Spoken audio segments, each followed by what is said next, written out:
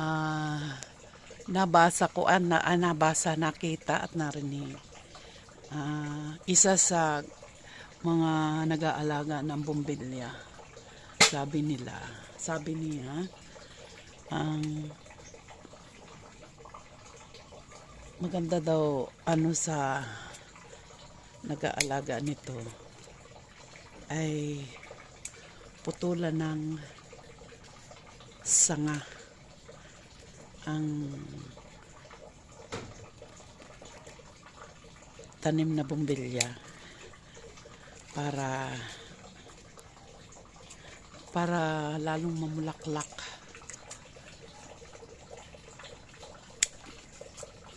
Putulin ang mga dulo. Ayan. Yung tapos ng mamulaklak ay putulin na.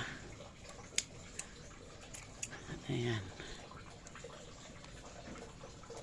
Putulin natin. Hindi naman siguro ako mahuhulog. Ayan. Sumasayaw yung ano ko. Ayan. Puputulin ko yung mga dulo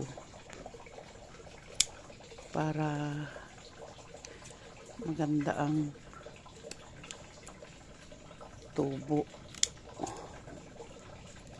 Kailangan putulin ang mga dulo-dulo.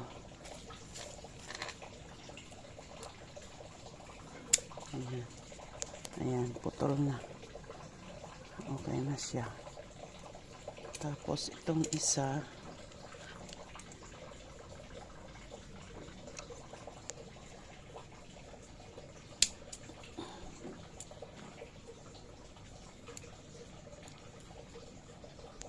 ayan.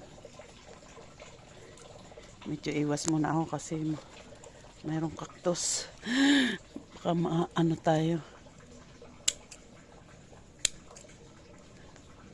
Putulin natin yung mga natapos na mamulaklak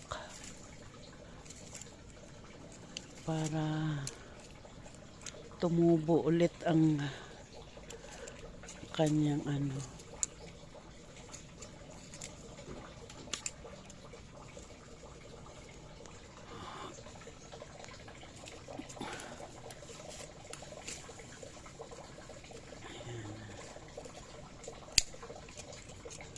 Putulin ko yung mga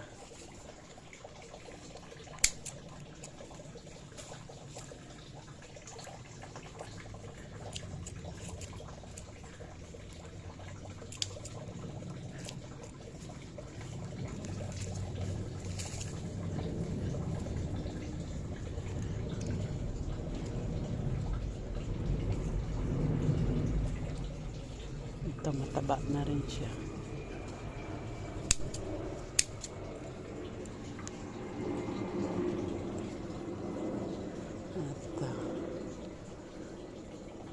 At natapos ko ng putulin doon sa kabila.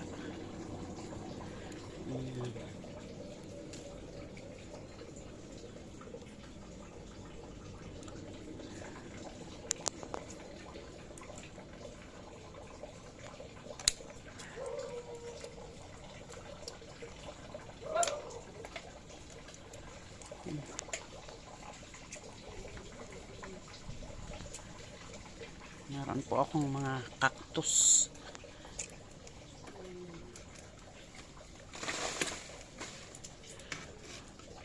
Ito po ay punong-puno pero inalis ko na po yung iba at inilipat ko na sa ibang paso. Ayan, marami na ako nito. Mayroon akong natanggal na 3. At ayan, mayroon na ulit siyang mga anak. Meron na ulit siya mga anak. Ilang peraso. Ayun, nag-anak na ng isa sa kabila. Dito, wala pa. So, ayan. Ayan, mga bumbilyan dyan. Ayun, ang ganda-ganda na ng mga bulaklak. Ayan. Pupunta ako doon at aking puputulin ang mga dulo para gumanda ang kanyang mga bulaklak. Ang ganda niyang Mr. and Mrs. Oh. Tapos, ayun, Gustong gusto ko yung kulay na yun ng isa. Ang ganda. Itong isang nawala, violet kasi ito eh. Ito violet din na malalaki ang petals. Ayun parehas nung isa. Maliit ang petals. Ang ganda ng bulaklak ng ano ko.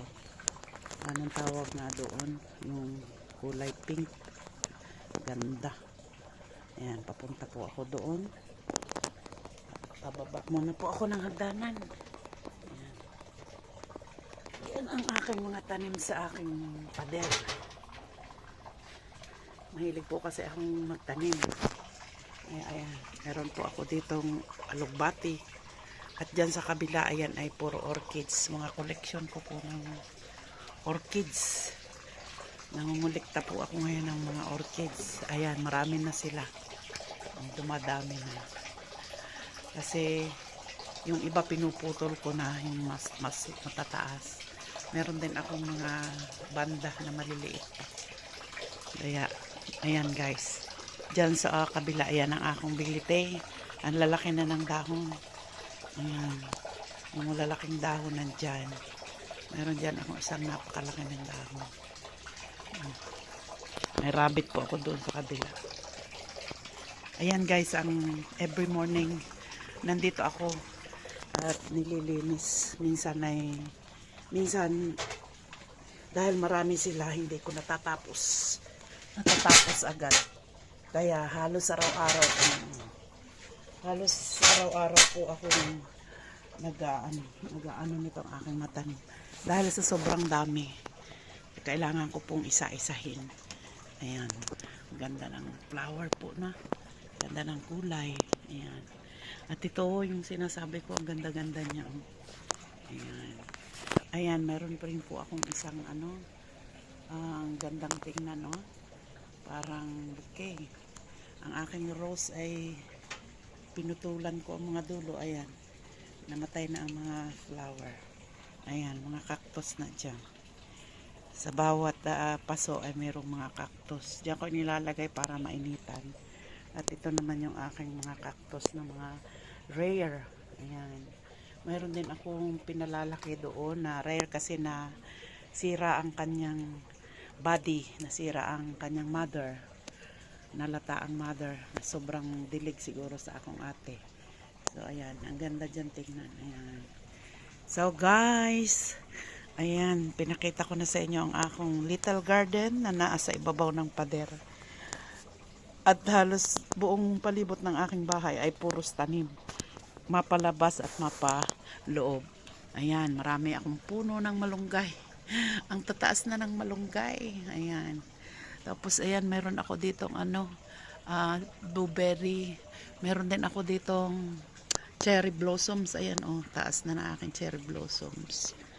Nabuhay ang akong cherry blossoms, pero ang alam ko malaking puno yan bago yan mamulaklak, at yan ay mamumulaklak siguro kung taglagas.